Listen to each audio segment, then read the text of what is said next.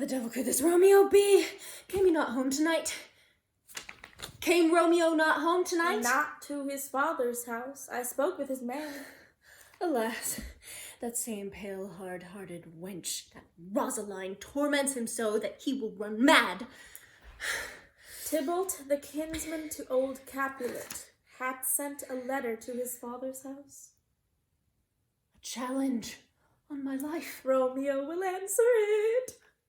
Any man that can write may answer a letter. Nay, he will answer the letter's master how he dares. Being dared. Alas, poor Romeo, he is already dead, stabbed with a white wench's black eye, shot through the ear with the love song, the very pin of his heart cleft with the blind bowboy's butt shaft.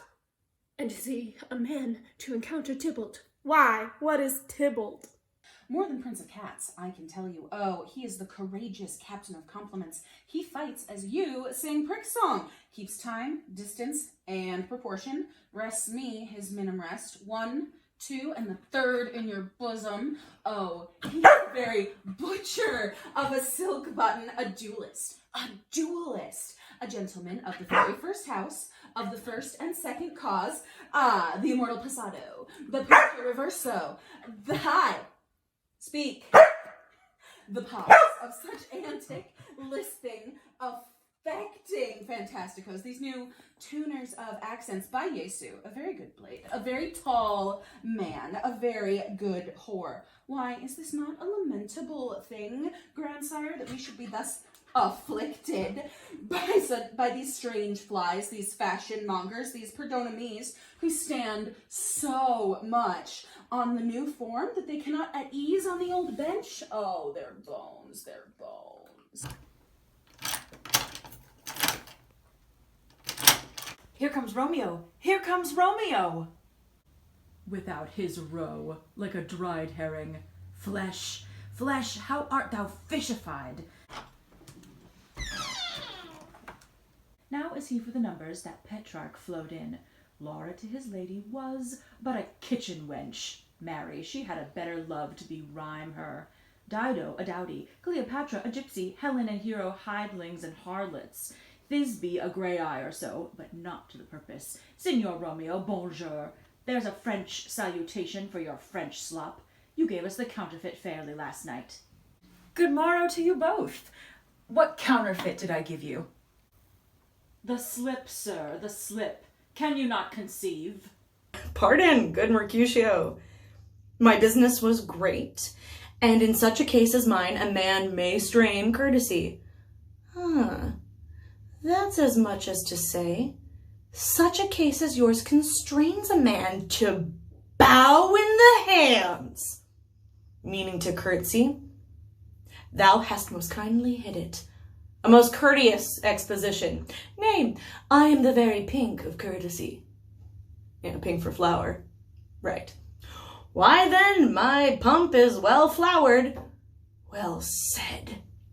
Follow me this just now, till thou hast worn out thy pump. And when the single soul of it is worn, the jest may remain after the wearing soul singular. Oh, single-souled jest, solely singular for singleness. Come between us, good Benvolio, my wits faint. Switch and spurs, or I'll cry a match. Nay, if thy wits run the wild goose chase, I have done. For thou hast more of the wild goose in one of thy wits than I am sure I have in all of my 5. Was I there with you for the goose?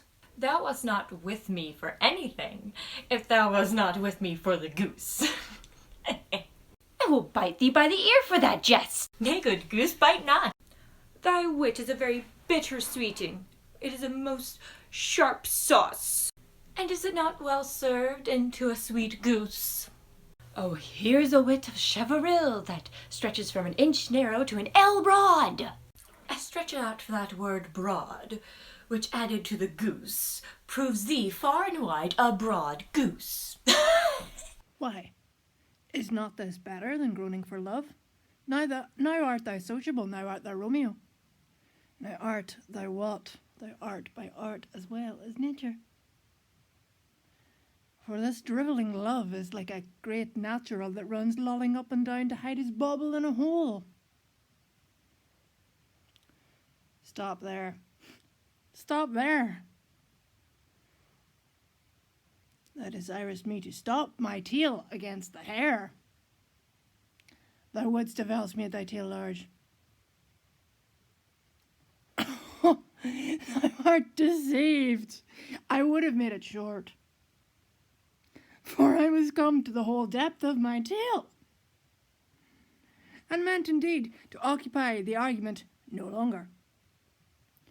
Here's goodly gear. A seal, a seal. Two, a shirt and a smock. Peter! Anon. My fan, Peter. Good Peter to hide her face, for her fan's the fair face. Good morrow, gentlemen. Good den, fair gentlewoman. Is it good den? Yea, I pray thee, for the body hand of the dial is now upon the prick of noon. Out upon you! What a man are you! One gentlewoman that God hath made for himself to mar. By my troth, it is well said. To mar, quoth they. Gentlemen, can any of you tell me where I may find the young Romeo? I can tell you, but young Romeo will be older when you have found him than he was when you sought him. I am the youngest of that name, for fault of a worse. You say well. Well.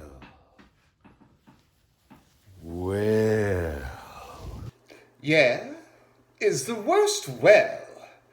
Very well took I faith wisely.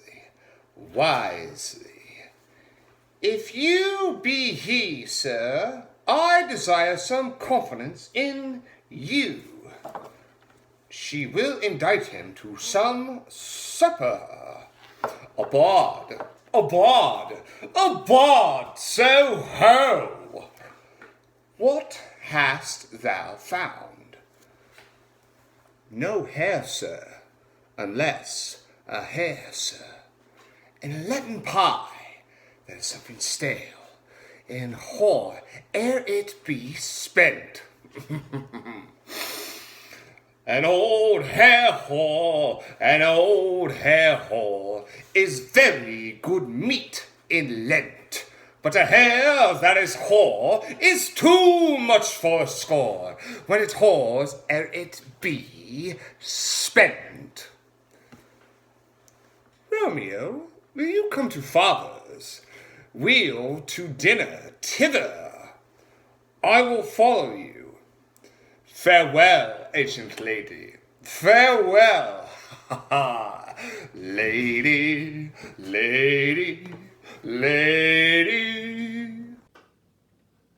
Mary, farewell. I pray you, sir, what saucy merchant was this that was so full of his ropery?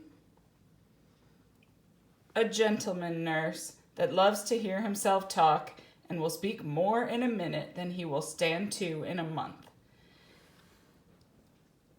And he speak anything against me, I'll take him down, and he were lustier than he is, and 20 such jacks. And if I cannot, I'll find those that shall. Scurvy knave, I am none of his flirt gills, I am none of his skeins mates, and thou must stand by too? And suffer every knave to use me at his pleasure? I saw no man use you a pleasure. If I had, my weapon should quickly have been out, I warrant you. I dare draw as soon as another man, if I see occasion, in a good quarrel and the law on my side. Now, afore God, I am so vexed that every part about me quivers. Scurvy knave! I pray you, sir, a word. My young lady bade me inquire you out. What she bade me say, I will keep to myself.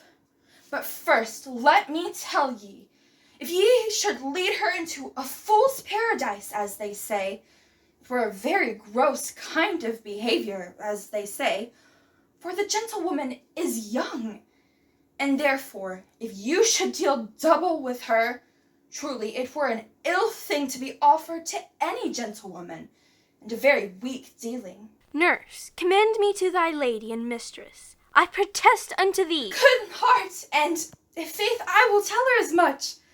Lord, Lord, she will be a joyful woman. What wilt thou tell her, nurse? Thou dost not mark me. I will tell her, sir, that you do protest, which, as I take it, is a gentlemanlike offer.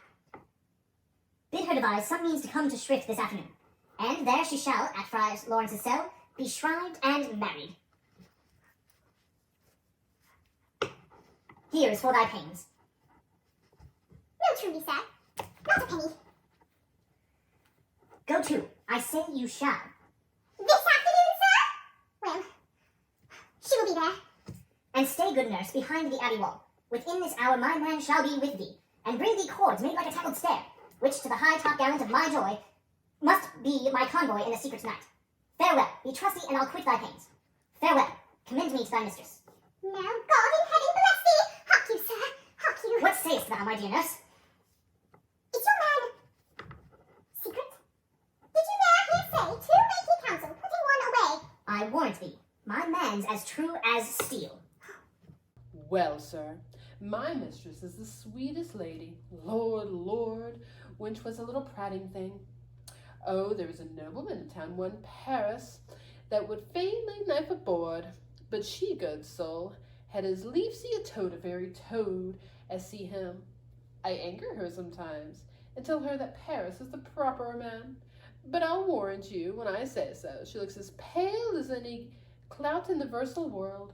Doth not Rosemary and Romeo both begin with a letter? I and yours love Dad, both with an R. Ah, mocker, that's the dog's name. R is for the... No, I know it begins with some other letter.